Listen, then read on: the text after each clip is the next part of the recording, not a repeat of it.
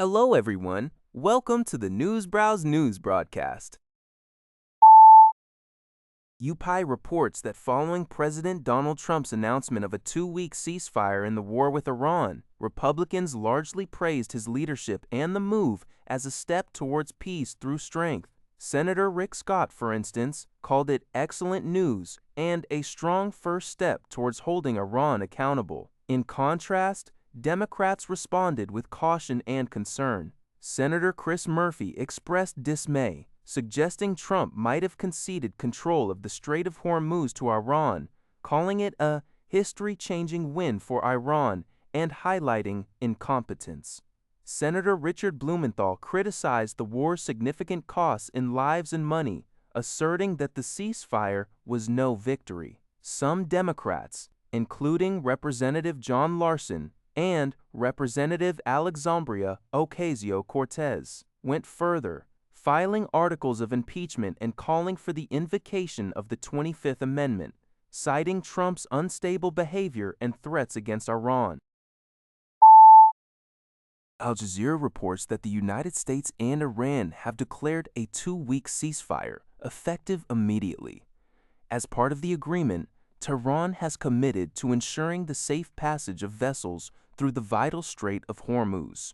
While Iran has asserted victory, it cautioned that upcoming talks scheduled for Friday in Islamabad, Pakistan, do not necessarily guarantee a definitive end to the conflict.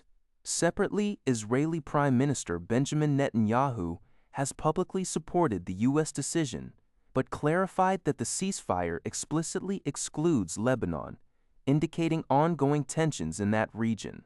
The announcement led to a drop in oil prices, with Brent crude trading just below $95 a barrel.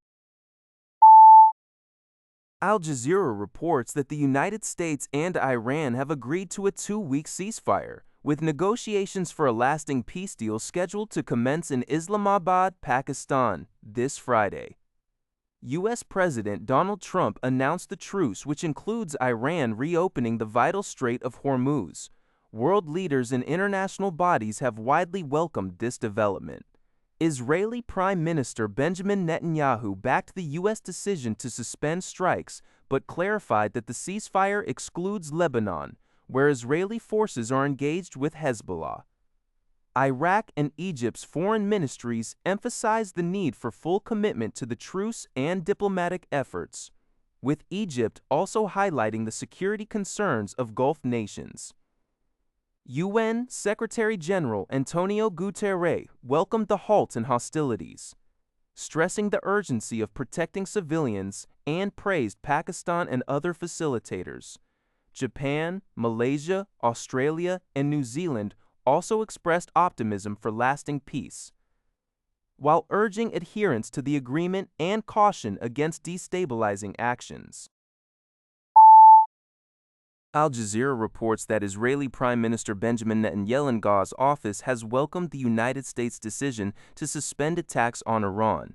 However, Netanyahu emphasized that this two-week ceasefire, announced by Pakistani Prime Minister Shehbaz Sharif as a comprehensive truce, does not extend to Israel's ongoing military operations in Lebanon. According to the article, Lebanon was drawn into the U.S. and Israel's war on Iran on March 2, 2026, after Iran-aligned Hezbollah initiated attacks on Israel. Hezbollah cited retaliation for Israel's killing of Iran's Supreme Leader Ayatollah Ali Khamenei on February 28, 2026, and alleged daily ceasefire violations by Israel in Lebanon since November 2024.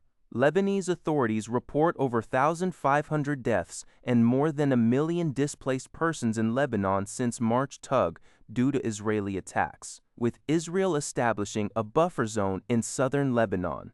Neither Hezbollah nor Lebanon has commented on Netanyahu's recent announcement. According to a report from Zio Shibal, the United States and Iran have agreed to a temporary two-week ceasefire, mediated by Pakistan. During this period, Iran's Foreign Minister Araghchi stated that vessels would be able to safely traverse the Strait of Hormuz, with coordination from Iranian armed forces and consideration of technical limitations. In response, Professor Yao-yuan, Chair Professor of International Studies at the University of St. Thomas, offered 5 key points for analysis.